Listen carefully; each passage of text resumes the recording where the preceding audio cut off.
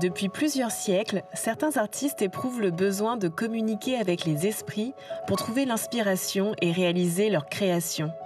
Le spiritisme a joué un rôle déterminant dans l'histoire de l'art.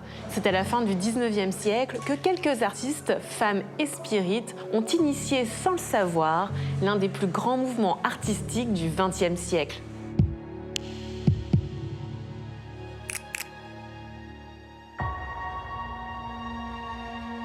Lorsqu'elles vont chercher leur inspiration dans l'au-delà, certaines femmes artistes du 19e siècle sont en quête de liberté. Une liberté qu'elles utilisent pour sortir du réel et représenter le monde à leur manière. C'est ainsi que va naître l'art abstrait, sous le pinceau de ces artistes que l'on découvre dans l'exposition « Elles font l'abstraction ».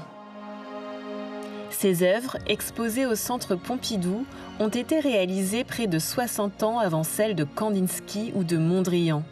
Ces artistes, des femmes, sont les pionnières méconnues de l'abstraction et c'est à travers le spiritisme, très à la mode à la fin du 19e siècle, qu'elles trouvent le moyen de laisser s'exprimer leur imaginaire.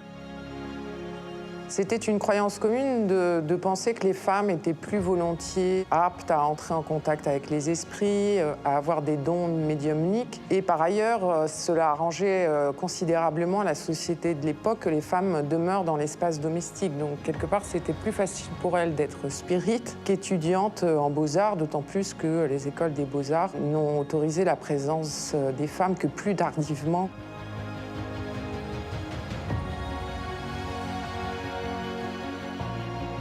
Alors, Georgiana Houghton est une figure tout à fait originale et extraordinaire. Elle est anglaise, elle se forme de manière privée au dessin. Et lorsqu'elle perd sa sœur, elle rentre en spiritisme, donc réalise des séances durant lesquelles elle rentre en contact avec des esprits divers. Donc ça peut être des artistes, comme le Corrège par exemple, ou des archanges, ou des personnes proches.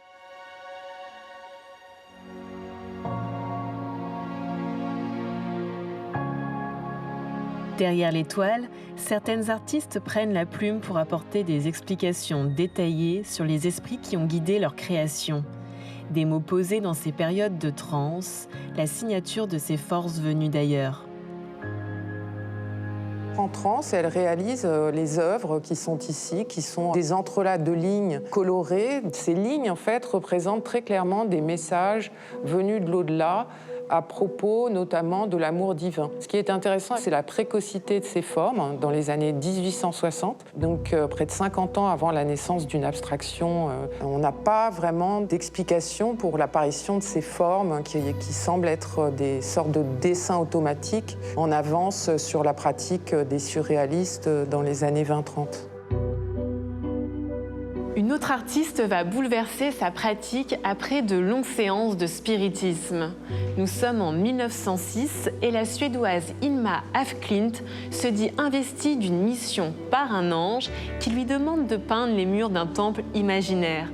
Celle qui avait l'habitude de peindre des portraits et des paysages académiques se met soudain à produire des œuvres abstraites de manière frénétique.